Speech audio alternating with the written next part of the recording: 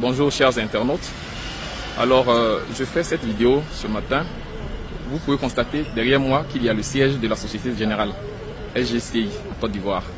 Alors je fais cette vidéo pour dénoncer les pratiques illégales de la Société Générale à l'égard de ses clients que nous sommes. Alors j'ai été victime et je suis victime d'un abus de la part de la Société Générale qui m'a spolié 950 000 francs de mon compte épargne pendant que j'étais à l'étranger dans le cadre d'une mission. Alors j'explique. Du 26 novembre au 23 décembre 2024, j'étais en France pour une mission de travail. Et à mon retour, le 23 décembre, tard dans la nuit, vous savez, l'aéroport de Côte d'Ivoire, dans quelles conditions, au sortir de l'avion, on récupère les bagages, tout ça. Et donc le temps de me retrouver chez moi, il était presque minuit. Le lendemain, 24 décembre, alors je décide de consulter mon solde via l'application SG Connect dans le but de voir si mon salaire était passé, puisque j'ai fait pratiquement un mois hors du territoire et donc j'étais coupé des informations. En consultant mon solde, je me rends compte que sur mon compte épargne, m'ont été débités 950 000 francs. Tenez-vous bien, 950 000 francs, pendant que à l'étranger, j'avais avec moi toutes mes cartes, notamment mes cartes bancaires, j'avais avec moi ma carte d'assurance, même c'est mieux, ma CENI, j'avais avec moi même ma carte de bus, je l'avais. Je ne l'ai pas laissée ici. Et paniqué, je cours vers l'agence la plus proche de chez moi, qui est l'agence de la DJB. Et une dame qui me reçoit là-bas, qui essaie de me rassurer, qui me demande de me calmer. Alors là, elle a essayé de rentrer en contact, et c'est ce qu'elle a fait, elle est rentrée en contact avec mon gestionnaire. Mon gestionnaire qui se trouve à Niblekro, puisque le compte a été ouvert à Niblekro, à l'agence d'Aniblekro. Elle est rentrée en contact avec mon gestionnaire, qui m'a demandé dans un premier temps de faire opposition sur la carte. Et c'est ce que j'ai fait. J'ai appelé le service client faire opposition. J'ai demandé une annulation de la carte pour limiter les dégâts. Et il m'a demandé également de faire une réclamation, de déposer une réclamation en bonne et due forme. Et c'est ce que j'ai fait le 24 décembre. Je précise que quand j'ai tiré le relevé de compte, le relevé indique que toutes les opérations ont été effectuées. Laissez-moi finir ma vidéo. Toutes les opérations ont été effectuées à Koumassi, Ramblay, dans les agences de Koumassi, Ramblay, Koumassi et 13 juillet Nana Yamsou, puis DAP Autoroute. Moi, je n'ai jamais fréquenté ces agences.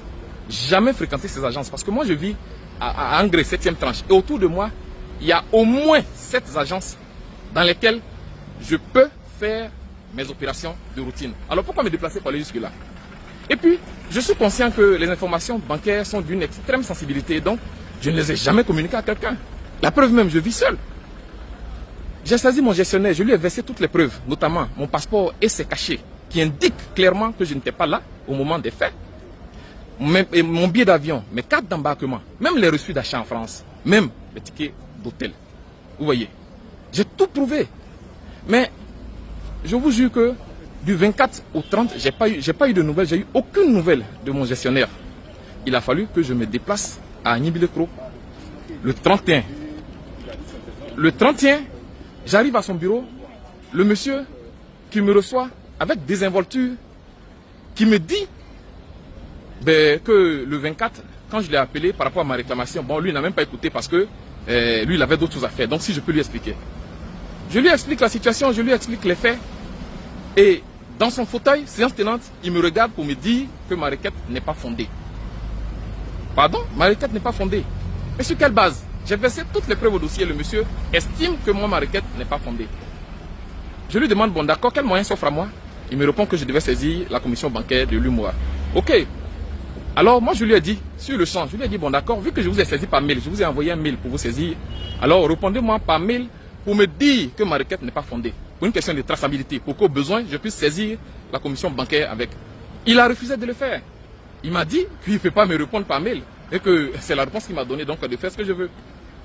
Je suis revenu à Abidjan avec beaucoup de tristesse. Quand le 15 janvier 2025, le monsieur se résigne à m'appeler, le gestionnaire qui m'appelle pour me dire qu'il a un document à me faire signer. Et quel document?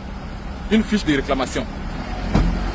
Bon, j'ai refusé carrément qu'il m'envoie le document par mail. Je lui ai dit de faire passer le document dans une agence pour que j'aille signer là-bas parce que je ne sais pas de quoi il est question. Il ne faut pas qu'il falsifie des documents pour me les faire signer.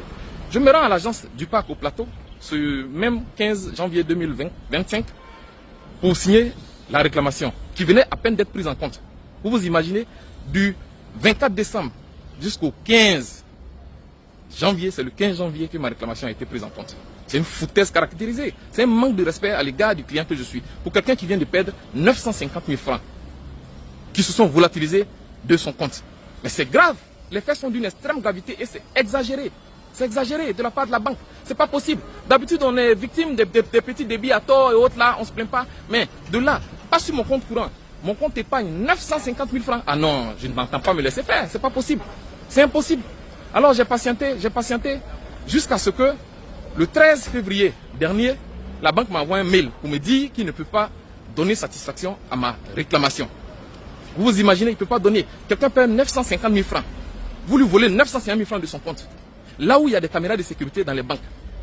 Là où les cas d'homonymie sont possibles.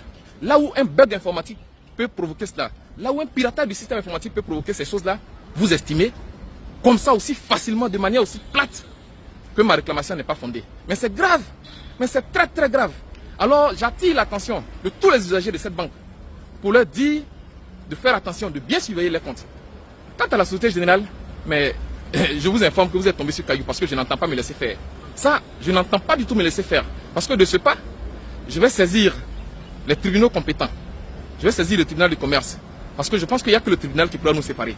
C'est trop grave. Vous n'avez fait aucune analyse, vous n'avez rien fait, vous n'avez rien cherché, vous estimez que je ne suis pas fondé.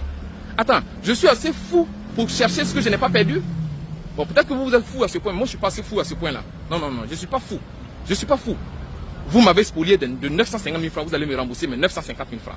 Société Générale, vous allez me rembourser mes 950 000 francs que vous m'avez pris sur mon compte épargne pendant que j'étais en France. Je vous ai fait toutes les preuves que je n'étais pas là. Vous pouvez contacter, je ne sais pas, Air France, vous pouvez contacter la douane à l'aéroport pour savoir effectivement que je n'étais pas là. J'étais très loin du territoire national. C'est pas possible, je n'entends pas me laisser faire.